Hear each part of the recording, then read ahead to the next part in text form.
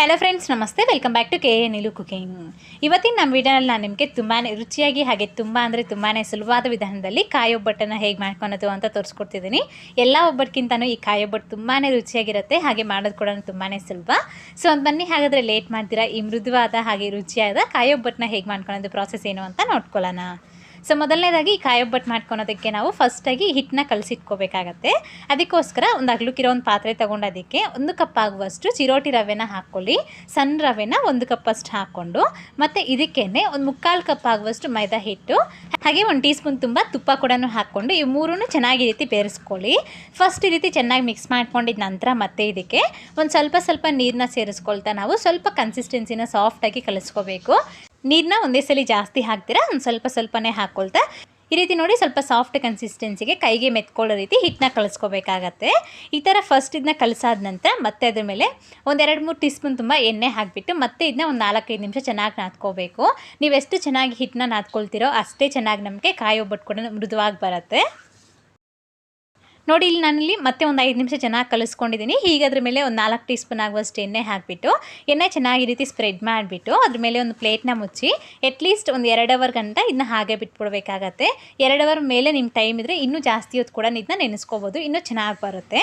ಹಾಗೆ ಇಲ್ಲಿ ನೀವು ಬೇಕು ಅಂದರೆ ಹಿಟ್ಟನ್ನ ಕಲಿಸೋ ಟೈಮಲ್ಲಿ ಒಂದು 1/4 ಟೀ ಸ್ಪೂನ್ ಆಗುವಷ್ಟು ಅರಿಶಿನ ಪುಡಿ ಕೂಡ ಹಾಕೊಂಡು ಮಿಕ್ಸ್ ಮಾಡ್ಕೊಳ್ಳಿ. ನಾನಿಲ್ಲಿ ಅರಿಶಿನ ಪುಡಿನ ಹಾಕ್ಕೊಂಡಿಲ್ಲ. ಹಿಟ್ಟು ಚೆನ್ನಾಗಿ ಒಂದು 2 ಅವರ್ ನೆಂದಾದಮೇಲೆ ಹೀಗೆ ಮತ್ತೆ ನಾವು ಹೂರಣನ ರೆಡಿ ಮಾಡ್ಕೊಳ್ಳೋಣ. ಅದಕ್ಕೋಸ್ಕರ ನಾನಿಲ್ಲಿ ಒಂದು 2 ದೊಡ್ಡ ಸೈಜಿನ ತೆಂಗಿನಕಾಯಿನ ಸಣ್ಣದಾಗಿ ಕಟ್ ಮಾಡ್ಕೊಂಡು ತಗೊಂಡಿದ್ದೀನಿ.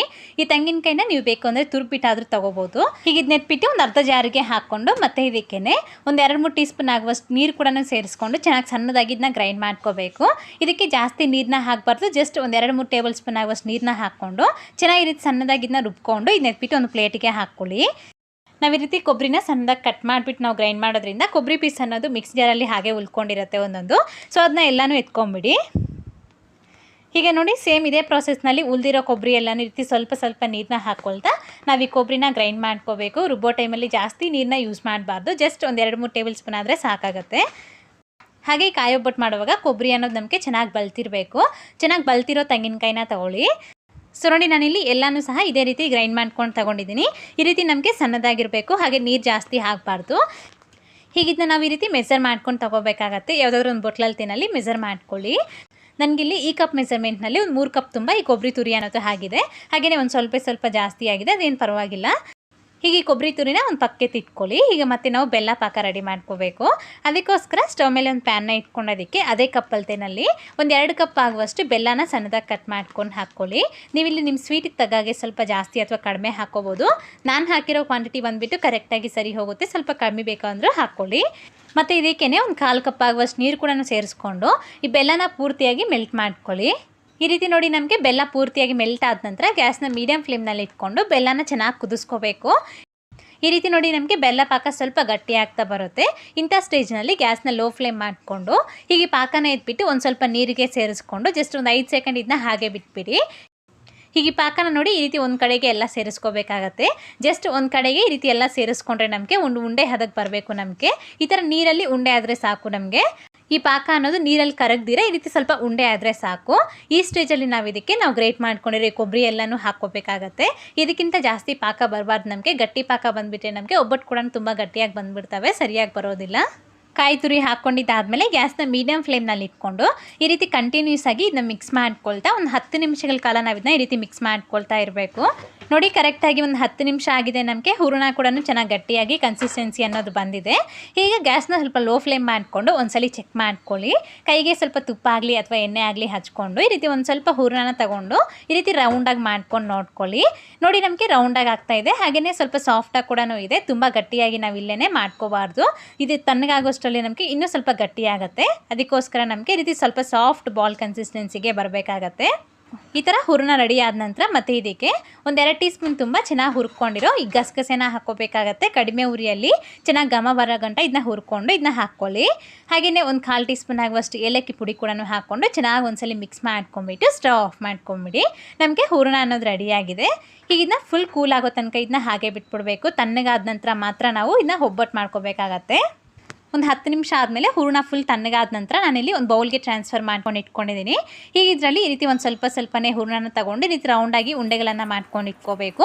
ದೊಡ್ಡದು ಮಾಡೋದಾದರೆ ಒಂದು ಸ್ವಲ್ಪ ದೊಡ್ಡ ಸೈಜಲ್ಲಿ ತೊಗೊಳ್ಳಿ, ಚಿಕ್ಕದಾದರೆ ಚಿಕ್ಕ ಸೈಜಲ್ಲಿ ಉಂಡೆನ ಮಾಡ್ಕೊಂಡು ಇಟ್ಕೊಳ್ಳಿ. ನೋಡಿ ನಮಗೆ ಈ ಹೂರಣ ಕನ್ಸಿಸ್ಟೆನ್ಸಿ ಅನ್ನೋದು ಎಷ್ಟು ಪರ್ಫೆಕ್ಟಾಗಿ ತುಂಬಾ ಚೆನ್ನಾಗಿ ಬಂದಿದೆ ಅಲ್ವಾ. ಈ ಥರ ನೋಡಿ ಸ್ಟಫಿಂಗ್ನ ರೆಡಿ ಮಾಡಿಕೊಂಡು ಒಂದು ಪಕ್ಕಕ್ಕೆ ಇಟ್ಬಿಡಿ. ಈ ಹೂರಣ ರೆಡಿ ಆಗೋಷ್ಟರಲ್ಲಿ ನಮಗೆ ಹಿಟ್ಟು ಕೂಡ ಚೆನ್ನಾಗಿ ನೆಂದಿದೆ, ಕರೆಕ್ಟಾಗಿ ಒಂದು 3 ಅವರ್ ಆಗಿದೆ. ಹಿಟ್ಟು ನಮಗೆ ಚೆನ್ನಾಗಿ ಸಾಫ್ಟಾಗಿ ನೆಂದಿದೆ. ಈ ಥರ ನೆಂದ್ರೆ ನಮಗೆ ಚೆನ್ನಾಗಿ ಒಬ್ಬಟ್ಟು ಕೂಡ ಚೆನ್ನಾಗಿ ಸಾಫ್ಟಾಗಿ ಬರುತ್ತೆ. ಹೀಗೆ ಹಿಟ್ಟಿನಲ್ಲಿ ಒಂದು ಸ್ವಲ್ಪ ಹಿಟ್ಟನ್ನ ತೊಗೊಂಡು ಈ ಥರ ರೌಂಡಾಗಿ ಮಾಡ್ಕೊಳ್ಳಿ. ಈಗ ಒಬ್ಬಟ್ಟು ತಟ್ಕೊಳೋದಕ್ಕೆ ನಾನಿಲ್ಲಿ ಬಾಳೆ ಎಲೆಗೆ ಒಂದು ಸ್ವಲ್ಪ ಎಣ್ಣೆ ಹಚ್ಕೊಂಡು ಬಾಳೆ ಎಲೆ ಮೇಲೆ ನಾನಿಲ್ಲಿ ಒಬ್ಬಟ್ಟನ್ನ ತಟ್ಕೊಳ್ತಾ ಇದ್ದೀನಿ. ನೀವು ಬೇಕು ಅಂದರೆ ಎಣ್ಣೆ ಪೇಪರಲ್ಲಾಗಲಿ ಅಥವಾ ಬಟರ್ ಪೇಪರ್ ಮೇಲೆ ಆಗಲಿ ನೀವು ಒಬ್ಬಟ್ಟನ್ನ ತಟ್ಕೋಬೋದು.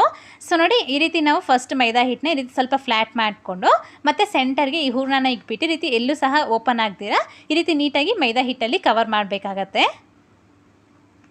ಹಿಟ್ಟು ಚೆನ್ನಾಗಿ ನೆಂದರೆ ನಮಗೆ ನಾವು ಯಾವ ಕಡೆಗೆ ತಿರುಗಿಸಿದ್ರೆ ಆ ಕಡೆಗೆ ಚೆನ್ನಾಗಿ ಈಸಿಯಾಗಿ ನಾವು ಇದನ್ನ ಫೋಲ್ಡ್ ಮಾಡ್ಕೋಬೋದು. ಹೀಗೆ ಇದನ್ನ ಕೈಯಲ್ಲಿ ಹಾಕ್ಕೊಂಡು ಈ ರೀತಿ ಸ್ವಲ್ಪ ಫ್ಲ್ಯಾಟ್ ಮಾಡಿಕೊಂಡು ಮತ್ತೆ ಇದನ್ನ ಈ ರೀತಿ ಸ್ವಲ್ಪ ಕೈಗೆ ಎಣ್ಣೆ ಹಚ್ಕೊಳ್ತಾ ಇದನ್ನ ತಟ್ಕೊಳ್ಳಿ. ಈ ರೀತಿ ನೀವು ಕೈಯಲ್ಲಾದರೂ ತಟ್ಕೋಬೋದು ಅಥವಾ ಈ ರೀತಿ ಲಟ್ಟಣಿಕೆ ಇರುತ್ತಲ್ವ, ಸೊ ಅದಕ್ಕೆ ಕೂಡ ಸ್ವಲ್ಪ ಎಣ್ಣೆನ ಹಚ್ಕೊಂಡು ಈ ರೀತಿ ಸ್ಮೂತಾಗಿ ಇದನ್ನ ನಾವು ಲಟ್ಟಿಸ್ಕೋಬೇಕಾಗತ್ತೆ. ಜಸ್ಟ್ ಒಂದೇ ಡೈರೆಕ್ಷನಲ್ಲಿ ಇದನ್ನ ಲಟ್ಟಿಸ್ಕೋಬೇಕು. ನಮಗೆ ಎಷ್ಟು ತೆಳುವಾಗಬೇಕೋ ಅಷ್ಟು ತೆಳುವಾಗಿ ನಾವು ಇದನ್ನ ಲಟ್ಟಿಸ್ಕೋಬೋದು, ತುಂಬಾ ಚೆನ್ನಾಗಿ ಬರುತ್ತೆ. ಹೀಗೆ ಒಬ್ಬಟ್ಟು ನಾವು ರೋಸ್ಟ್ ಮಾಡ್ಕೊಳೋದಕ್ಕೆ ಹೆಂಚು ಚೆನ್ನಾಗಿ ಬಿಸಿ ಆದ ನಂತರ ಅದ್ರ ಮೇಲೆ ಒಂದು ಅರ್ಧ ಟೀ ಸ್ಪೂನ್ ಆಗುವಷ್ಟು ತುಪ್ಪನ ಈ ರೀತಿ ಸವರ್ಕೊಂಡು ಅದ್ರ ಮೇಲೆ ಈ ರೀತಿ ವಿಡಿಯೋದಲ್ಲಿ ಕಾಣಿಸ್ದಾಗೆ ಬಾಳೆ ಎಲೆ ಸಮೇತ ಈ ಹೆಂಚು ಮೇಲೆ ಹಾಕ್ಕೊಂಡು ನಿಧಾನವಾಗಿ ಈ ಎಲೆನ ಎತ್ಕೊಂಡ್ಬಿಡಿ. ಆಮೇಲೆ ಗ್ಯಾಸ್ನ ಮೀಡಿಯಮ್ ಫ್ಲೇಮ್ನಲ್ಲಿ ಇಟ್ಕೊಂಡು ಒಂದು ಕಡೆ ಚೆನ್ನಾಗಿ ಬೆಂದಾದ ನಂತರ ಮತ್ತೊಂದು ಕಡೆಗೆ ತಿರುಗಿಸ್ಕೊಂಡು ಆ ಕಡೆ ಈ ಕಡೆ ಚೆನ್ನಾಗಿ ರೋಸ್ಟ್ ಮಾಡ್ಕೋಬೇಕು. ಸ್ವಲ್ಪ ತುಪ್ಪ ಬೇಕಿದ್ರೆ ಹಾಕ್ಕೊಂಡು ರೋಸ್ಟ್ ಮಾಡ್ಕೊಳ್ಳಿ. ಅಷ್ಟೇ ನಮಗೆ ತುಂಬಾ ರುಚಿಯಾಗಿರುವಂತಹ ಕಾಯೊಬ್ಬಟ್ಟು ರೆಡಿಯಾಗೋಯಿತು.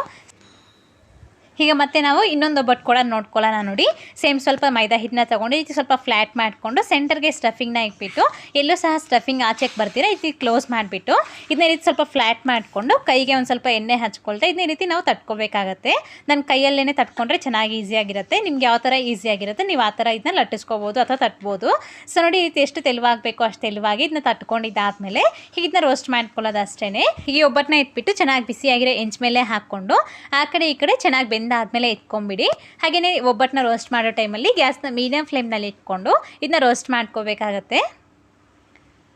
ಈ ರೀತಿ ನೋಡಿ ಆ ಕಡೆ ಈ ಕಡೆ ಚೆನ್ನಾಗಿ ರೋಸ್ಟ್ ಆದ ನಂತರ ಇದನ್ನ ಇಟ್ಕೊಂಬಿಡಿ. ಅಷ್ಟೇ ನಮಗೆ ತುಂಬಾ ಸುಲಭವಾಗಿ ಒಬ್ಬಟ್ಟು ಅನ್ನೋದು ರೆಡಿ ಆಗೋಯಿತು.